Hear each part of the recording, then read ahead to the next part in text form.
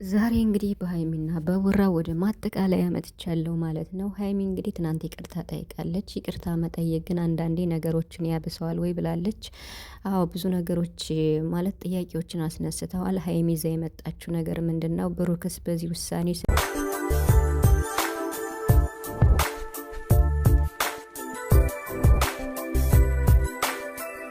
ስለወሰነ ብዙ ነገር እየተባለ ይገኛል። እንዲሁም ከነገሮቹ መካከል እኔም ሶስት ነጥቦችን ይዤ መጥቻለሁ። ምክንያቱም ሀይሚ ይዛ የመጣችው ነገር ምንድን ነው? ይሄ የሰቀቀን ኑሮ እስከሚሆን ለምን አንድ ግቢ ተከራይተው አይኖሩም?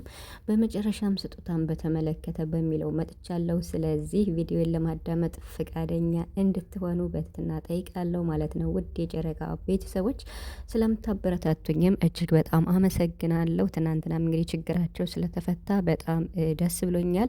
በጣም ብዙ ጥያቄዎች አሉ ከኔ ጋም የምመልሳቸው መልስ አሉ። ስለ ሀይሚና ስለ ቡራ ብቻ ነው የመጣሁት ማለት ነው። ሌላ ርዕሰ ጉዳይ የለኝም። ወደ ርዕሰ ጉዳይ ስገባ በመጀመሪያ ሀይሚ ይዛ የመጣችው ነገር ቀለበትን አስመልክቶ ማለት ነው እና እሷም ከተናገረችው አንጻር እኛም አስተማሪ ነው ይዛ የመጣችው ነገር ብለን ተቀብለናል ሁላችንም። ያ ማለት ቀለበት እጣትን ወይም እጅን እንጂ ልብን እንደማያስር ታማኝነት የሚገለጸው የልብ ቀለበት ሲኖር ነው በሚለው ተቀብለናት አልፈናል ማለት ነው። ነገር ግን ቀለበትን አስመልክቶ በጣም ብዙ ጥያቄዎችን እያስነሳ ይገኛል ማለት ነው። ይሄ ምንድን ነው? ሀይሚ ይዛ የመጣችው ነገር አስተማሪ ሆኖ ሳለ ብዙ ግን መጽዳት ወይም ማብራሪያ መሰጠት አለባቸው። ያ ማለት ምን ማለት ነው? ሀይሚ አሁንም ሆነ በፊትም ሆነ ማለት የሚያስፈራራኝ ልጅ አለ፣ በጣም ችግር ውስጥ ነኝ ብላ ነበር እና አሁንም ደግሞ በስተት ቀለበት አስር ያለው ባለችው ነገር በጣም ብዙ ጥያቄ እያስነሳ ይገኛል። እውነት ለመናገር ይሄንን ከይቅርታ ጋር ሀይሚ ማለት ነው እና ጊዜ ወስዳ ማለት ነው ጊዜ ወስዳ ቪዲዮ ጠቅላላ እንዳስተማሪነቱ ወይም ስራ መሆኑን ተቀብለናል።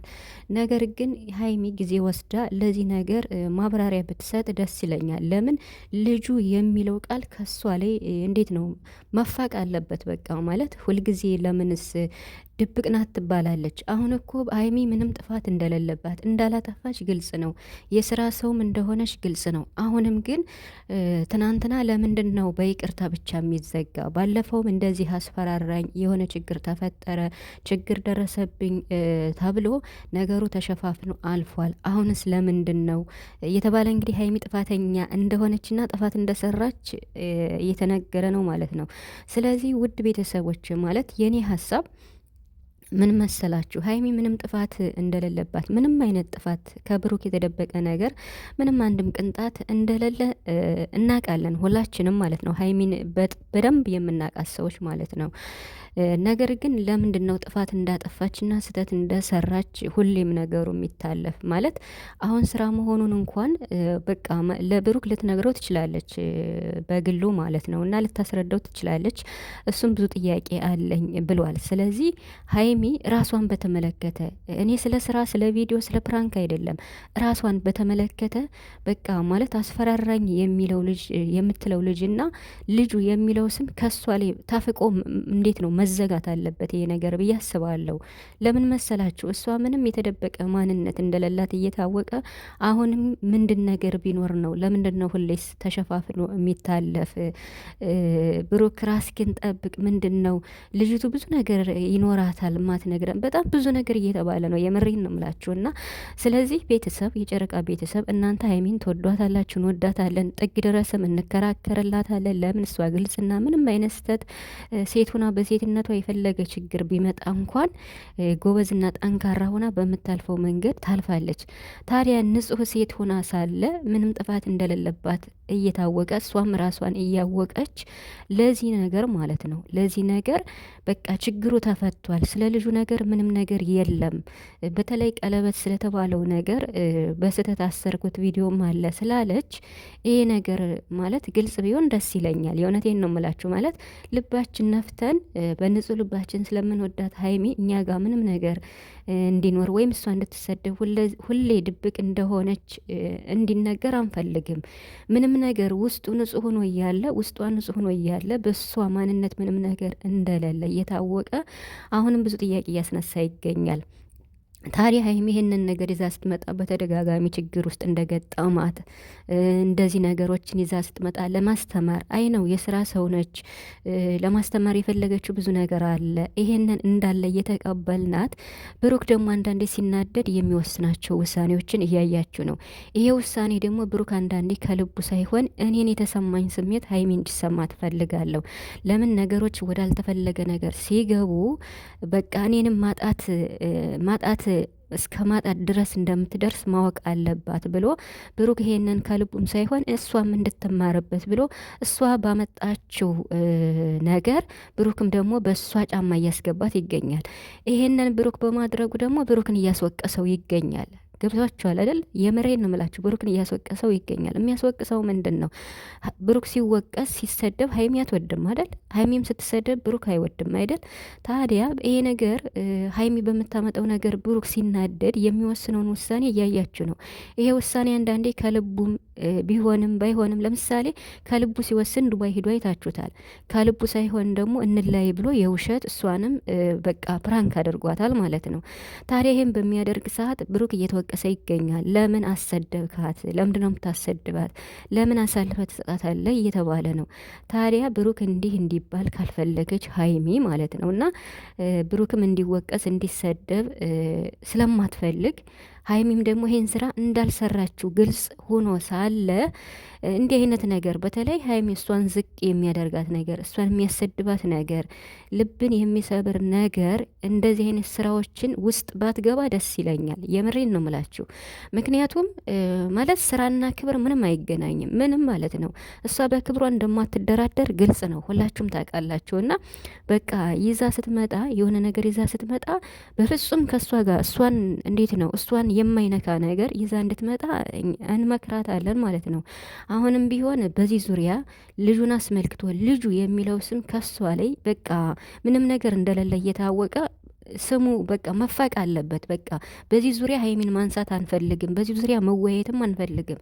ስለዚህ ለዚህ ነገር ጊዜ ወስዳ ሀይሚ ስለዚህ ብቻ ማለት ነው ስለ ስራው ስለምናምኑ ሳይሆን ቀለበት ስለተባለው ነገር ቪዲዮም አለ ስለተባለ ለዚህ ማብራሪያ ብትሰጥና ብሩክንም ከተወቃሽነት ብታድነው ደስ ይለኛል። ለምን ብሩክ አንዳንዴ ሲናደድ የሚወስነው ውሳኔ እያያችሁት ስለሆነ ማለት ነው። እና ይሄን ለማለት ነው ዛሬ የመጣሁት። በጣም ብዙ ጥያቄ ያለው እውነት ለመናገር እና ከትንሹም ማለት ነው። ይሄ ከራሴም ጭምር ነው፣ እኔ ከራሴም ጭምር ነው ይሄ ማለት ነው። በዋናነት ብዙ ጊዜ ማለት ነው ሀይሚ ብዙ ጊዜ የስራ ሰው ናት፣ ግን የምታመጣቸው ነገር በቃ እሷን የሚያሰድባት ነገር ነው እና ይህንን ነገር እንዳታደርግ አሁንም ነገር ለዚህም ማለት ነው ማብራሪያ ብትሰጥ ደስ ይለኛል። በፍቃደኝነት ጊዜ ወስዳ ማለት ነው እና ሲቀጥል ደግሞ የሰቀቀን ኑሮ ከሚኖሩት ሀይሚ ሁሌ ማስፈራራኝ እያለች ትምህርቷንም አቋርጣ በወላይን እስከ መማር ድረስ ደርሳለች። ሴት ልጅም ስለሆነች ታዋቂም ተወዳጅም ስለሆነች ብዙ ነገር ሊገጥማት ይችላል። የሆነ ነገር እኮ ሲገጥማት ያን ነገር ለማለፍ እኮ የሆነ ቃል የምትገቡት ነገር አለ። ብቻና የእናንተን ክብር በማይነካ መልኩ ማለት ነው። ያ ማለት ሴትነትን በሴትነቷ የማይነካ ነገር የሆነ ነገር እኮ እሺ ብላ ልታልፍ ትችላለች። ያቺ ቀን ብቻ ለማለፍ ማለት ነው እና ይሄ ነገር ሊገጥማት ይችላል። ታዲያ ይሄን የሰቀቀን ኑሮ ከመኖር በጣም ብዙ የቡታጅራ ዩቱበሮች አሉ።